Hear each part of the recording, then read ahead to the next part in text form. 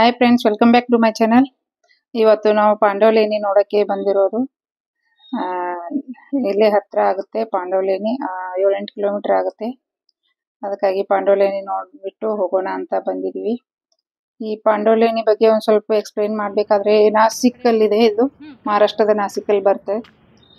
ನಾಸಿಕ್ನ ಪಾಂಡವಲೇನಿ ಗುಹೆಗಳು ತ್ರಿರಶ್ಮಿ ಬೆಟ್ಟಗಳಲ್ಲಿ ಕೆತ್ತಲಾದ 24 ಬೌದ್ಧ ಗುಹೆಗಳು ಸಮವಾಗಿ ಇವೆ. ಇದನ್ನು ಕ್ರಿಸ್ತಕ ಮೊದಲನೆಯ ಶತಮಾನದಿಂದ 5ನೇ ಶತಮಾನದ ನಡುವೆ ನಿರ್ಮಿಸಲಾಗಿದೆ. ಭಾರತದ ಪಾಂಡವರು ತಮ್ಮ ವನವಾಸದ ಸಮಯದಲ್ಲಿ ಇಲ್ಲಿ ಆಶ್ರಯ ಪಡೆದರು ಎಂಬ ಕಥೆ ಇದೆ. ಆದ್ದರಿಂದ ಈ ಗುಹೆಗಳು ಪಾಂಡವಲೇನಿ ಎಂಬ ಹೆಸರು ಬಂದಿದೆ.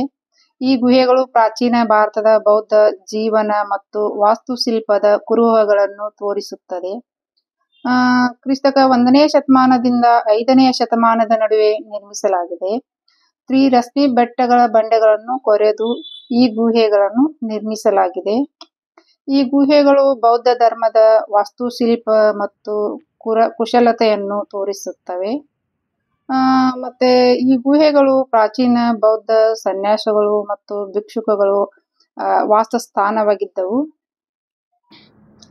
ಈ ಗುಹೆಗಳಿಗೆ ಪಾಂಡವಲೇನಿ ಎಂಬ ಹೆಸರು ಬರಲು ಮಹಾಭಾರತದ ಪಾಂಡವರು ಇಲ್ಲಿ ತಮ್ಮ ವನವಾಸದ ಸಮಯದಲ್ಲಿ ಆಶ್ರಯ ಪಡೆದಿದ್ದರು ಎಂಬ ದಂತಕಥೆಯ ಕಾರಣ. ಒಟ್ಟು ಇಲ್ಲಿ 24 ಗುಹೆಗಳು ಇವೆ. ಕೇವ್ಸ್, ಪಾಂಡವಲೇನಿ ಕೇವ್ಸ್ ಅಂತಾರೆ. ಪಾಂಡವಲೇನಿ ಗುಹೆಗಳು ತ್ರಿರಶ್ಮಿ ಬೆಟ್ಟಗಳ ಸಮೂಹದ ಒಂದು ಭಾಗವಾಗಿದೆ. ಇದು ಮಳೆಗಾಲದಲ್ಲಿ ತುಂಬಾ ಚೆನ್ನಾಗಿ ಕಾಣಿಸುತ್ತೆ ನೋಡೋಕೆ. ಇವು ಪ್ರಾಚೀನ ಭಾರತದ ಇತಿಹಾಸ ಮತ್ತು ವಾಸ್ತುಶಿಲ್ಪದ ಅದ್ಭುತ ಉದಾಹರಣೆಗಳಾಗಿವೆ. ಈ ಗುಹೆಗಳು ನಾಸಿಕಿಗೆ ಭೇಟಿ ನೀಡುವ ಪ್ರವಾಸಿಗರಿಗೆ ಮತ್ತು ಇತಿಹಾಸವನ್ನು ಇಷ್ಟಪಡುವವರಿಗೆ ಒಂದು ಉತ್ತಮ ಸ್ಥಾನವಾಗಿದೆ. ನೀವು ಈ ಕಡೆ ಬಂದರೆ, ಮಹಾರಾಷ್ಟ್ರದ ನಾಸಿಕ್ ಕಡೆ ಬಂದರೆ ಒಂದ್ಸಲ ವಿಸಿಟ್ ಮಾಡಿ. ಚೆನ್ನಾಗಿದೆ, ಹಿಸ್ಟೋರಿಕಲ್ ಪ್ಲೇಸ್ ಆಗಿದೆ. ಹಾಗಾಗಿ ಒಂದ್ಸಲ ಬಂದು ವಿಸಿಟ್ ಮಾಡಿ, ಚೆನ್ನಾಗಿರುತ್ತೆ.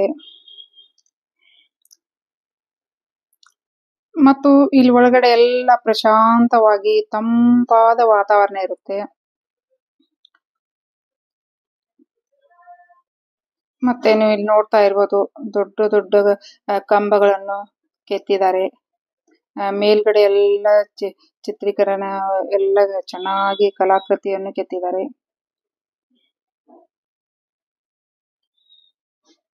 ನೋಡಕ್ ತುಂಬಾ ಸುಂದರವಾಗಿದೆ, ಚೆನ್ನಾಗಿದೆ ಪ್ಲೇಸು. ವಾತಾವರಣ ಕೂಡ ಅಷ್ಟೇ ಚೆನ್ನಾಗಿತ್ತು. ಮತ್ತೆ ನೀವು ಇಲ್ಲಿ ನೋಡ್ಬೋದು, ಇಲ್ಲಿ ಮೇಲ್ ನಿಂತ್ಕೊಂಡು ಆ ಕಡೆ ಎಲ್ಲ ನೋಡಿದ್ರೆ ಫುಲ್ ಎಲ್ಲ ನಾಸಿಕ್ ಸಿಟಿ ಎಲ್ಲ ಕಾಣಿಸುತ್ತೆ.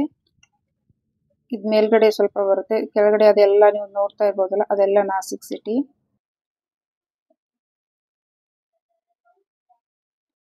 ಈ ಎಲ್ಲ ಇತಿಹಾಸ ಪ್ಲೇಸ್ಗಳನ್ನು ಸ್ಥಳಗಳನ್ನು ನೋಡೋಕೆ ನನಗಂತೂ ತುಂಬಾನೇ ಇಷ್ಟ ಆಗುತ್ತೆ. ನಾನು 7th ಸ್ಟ್ಯಾಂಡರ್ಡ್ ಅಲ್ಲಿ ಇದ್ದೆ ಅವಾಗ. ಹಂಪಿ, ಬಾದಾಮಿ, ಬನಶಂಕರಿ ಆ ಸೈಡ್ ಎಲ್ಲ ಹೋಗಿ ನಾನು ನೋಡಿ ಬಂದಿದ್ದೇನೆ. ತುಂಬಾ ಚೆನ್ನಾಗಿದೆ.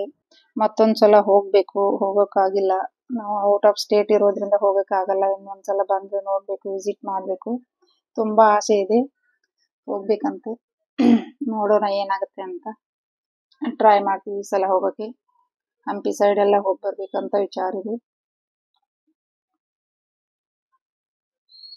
ನೋಡಿ ಎಷ್ಟು ದೊಡ್ಡ ದೊಡ್ಡ ಕಲ್ಲುಗಳಿಂದ ಈ ಕೆತ್ತಲಾಗಿದೆ.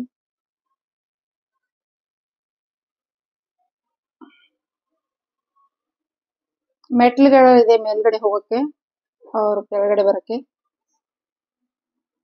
ಆಮೇಲೆ ಅಲ್ಲೇ ಒಂದು ತುಂಬಾ ಸುಂದರವಾಗಿ ಬುದ್ಧ ಟೆಂಪಲ್ ಇದೆ. ಅಲ್ಲಿ ಹೋಗಿ ನಾವು ವಿಸಿಟ್ ಮಾಡಿ ಬಂದ್ವಿ. ತುಂಬಾ ಸುಂದರವಾಗಿ ಚೆನ್ನಾಗಿದ್ದು ಟೆಂಪಲ್ ಇದೆ ಅಲ್ಲಿ. ಅದ್ ನೋಡ್ಕೊಂಡು ಆಮೇಲೆ ನಾವು ವಾಪಸ್ ಬಂದ್ವಿ.